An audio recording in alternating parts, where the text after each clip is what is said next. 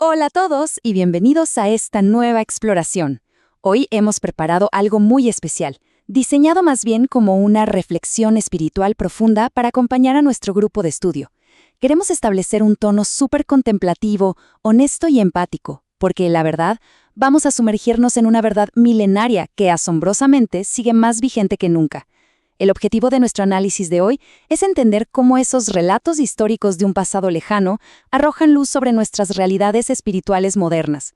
Vamos a usar directamente la sabiduría y las metáforas de nuestras fuentes de estudio para descubrir cómo esta historia antigua nos habla de una forma súper directa y cruda sobre nuestra condición humana actual. En el fondo, se trata de encontrar un poco de esperanza en medio de nuestras propias batallas internas. Así que, pónganse cómodos y empecemos. A ver, profundicemos en esto, partiendo de una inquietud que creo que todos compartimos. Cuando el mundo exterior parece que se nos viene abajo y las divisiones, ya sean políticas, sociales o culturales, nos abruman por completo, ¿dónde está nuestra ancla?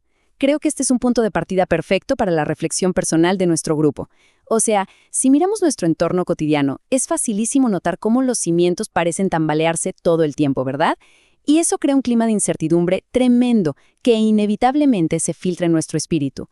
El problema es que las respuestas fáciles y esas soluciones rápidas que el mundo nos ofrece casi siempre fracasan y nos dejan con una sensación de vacío total. Por eso, es absolutamente vital que busquemos un ancla mucho más profunda, una que no dependa para nada de las circunstancias del momento, sino de una verdad inquebrantable que realmente sostenga el alma cuando soplan los vientos fuertes. Bueno, para entender esta necesidad de paz interior, primero tenemos que echar un vistazo a un pasado bastante turbulento. Llegamos a la sección 1, un reino antiguo fracturado. Aquí es donde los textos nos muestran una realidad súper desordenada. Imagínense el nivel de caos. Estamos hablando de un tiempo de facciones en guerra y un liderazgo humano, sumamente defectuoso. La fuente nos detalla cómo el antiguo reino de Israel sufrió una ruptura dramática justo después de la muerte del rey Saúl. De un lado tenías a la tribu de Judá, que se mantenía súper leal a David. Pero del otro lado, el resto de las tribus del norte seguían a Is-Boset, que era el hijo sobreviviente de Saúl. Ahora, el detalle clave aquí es que Is-Boset estaba siendo fuertemente manipulado por su general militar, Abner. Y ojo, porque esta división no era un simple debate diplomático o un desacuerdo político de pasillo. Para nada. Era una guerra civil descarnada. Te muestra el nivel de fractura y lo compleja que es la ambición humana, con líderes imperfectos tratando de retener el control por pura fuerza bruta, sin importarles en lo más mínimo la unidad de su propia gente. Y saben, esta etapa histórica ilustra de manera brillante esa tensión constante que vemos en toda narrativa de fe. Por un lado, tenemos lo que podríamos llamar el reino del mundo, que siempre se caracteriza por el caos, la traición al orden del día y esa búsqueda frenética de poder a como dé lugar. Pero frente a eso, la historia nos invita a mirar hacia el reino de Dios, que se fundamenta radicalmente en la paz y en una confianza absoluta en los tiempos divinos. Lo que es realmente asombroso aquí es cómo actúa David. A pesar de todas sus imperfecciones, y vaya que las tenía, David muchas veces elegía esperar pacientemente en la promesa divina. En lugar de forzar las cosas y abrirse camino hacia el trono a través de la violencia o la manipulación, él esperaba. Ese contraste, esa diferencia enorme entre esperar con fe y arrebatar con caos, es, sin duda, una de las lecciones espirituales más potentes que nos deja este relato. Y esta dinámica constante de traición y ambición nos lleva directo al clímax de esta historia. Pasamos rápido a la sección 2, la caída de Is-Boset. La fuente nos cuenta aquí un momento que es una inmensa tragedia, pero que la verdad tiene una ironía histórica tremenda. Resulta que Is-Boset es asesinado. ¿Pero dónde? En su propia casa, literalmente en su propia cama, mientras tomaba una siesta al mediodía. Y escuchen esto. Sus asesinos no fueron soldados de un ejército enemigo cruzando los muros, no. Fueron dos de sus propios capitanes de confianza, Recab y Baana. Piénsenlo un segundo. Estar descansando al mediodía en tu propia fortaleza es la imagen máxima de la falsa seguridad.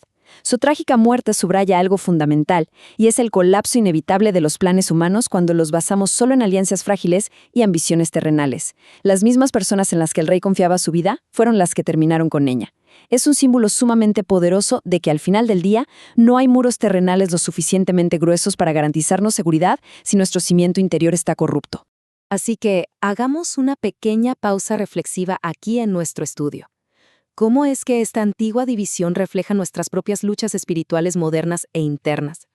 Porque seamos honestos, no estamos aquí solo para examinar la vida de reyes y generales de hace miles de años. En realidad, estamos frente a una metáfora profunda de nuestra propia vida interior hoy en día. Esta pregunta es exactamente el puente entre esos eventos sangrientos y desordenados y nuestro propio camino de fe. Es una invitación a mirar hacia adentro. Y con esa introspección en mente, avanzamos a la sección 3, el reflejo de nuestros corazones divididos. Dejamos un momento la historia política y nos enfocamos en algo mucho más íntimo. Lo fascinante, y a la vez lo más revelador de este relato, es cómo esa antigua fractura política sirve como un espejo perfecto de la división interna que nosotros mismos enfrentamos. La realidad histórica de un Israel fragmentado, con dos cortes rivales peleando por el control, se compara directamente con la realidad espiritual de tener un corazón dividido. Nuestra fuente de estudio señala algo muy cierto. Con muchísima frecuencia, nuestra naturaleza humana alberga lealtades encontradas. O sea, una parte de nuestro corazón anhela sinceramente hacer las cosas bien, buscar la paz, la integridad, hacer la voluntad divina. Pero, al mismo tiempo, hay otra parte que se aferra con uñas y dientes al control, a nuestros temores de siempre, a nuestras ambiciones y a nuestras agendas estrictamente personales. Es una batalla constante. Y toda esa desordenada realidad de la historia humana en el fondo simplemente refleja nuestras luchas personales de todos los días con la falsa seguridad. Y oigan, es inmensamente importante observar esto con muchísima empatía y sin una gota de juicio hacia nosotros mismos o hacia los demás. Sentir esta tensión es, literalmente, parte de ser humanos. Así como Is-Boseth confió ingenuamente en que sus capitanes lo protegerían mientras dormía, nosotros muchas veces buscamos seguridad en cosas como nuestras posesiones materiales, el estatus social, o creyendo que tenemos el control absoluto de todo. Pero tarde o temprano, descubrimos que esas falsas seguridades pueden traicionarnos en el momento más inesperado, dejando nuestro espíritu completamente vulnerable. Pero tranquilos, que hay una salida a toda esta división interna. Vamos a avanzar hacia la resolución que nos propone el texto en la sección 4. Confiando en el plan del Señor. Aquí es donde entra la esperanza. El punto crucial de nuestra reflexión es darle un nuevo significado a este concepto de Reino Unido.